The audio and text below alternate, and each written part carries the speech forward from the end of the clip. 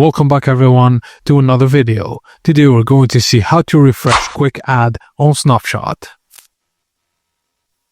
Snapchat doesn't offer a direct refresh button for Quick Add suggestions, but there are a couple of ways to get new friend recommendations to appear.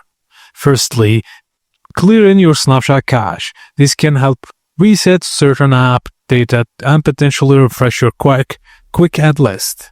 Open Snapchat app and tap your Bitmoji in the top left corner. Tap the gear icon in the top right corner to open settings and scroll down to the account actions section. Then tap clear cache, then confirm. And the second option is to dismiss current suggestions. Another way to refresh your Quick Add list is to manually remove current suggestions. Go to the Quick Add section and tap the X next to your name if you don't want to add. Snapchat will begin showing new suggestions over time. So the more you interact with friends, mutuals, and contacts, the more relevant Quick Add suggestions will become.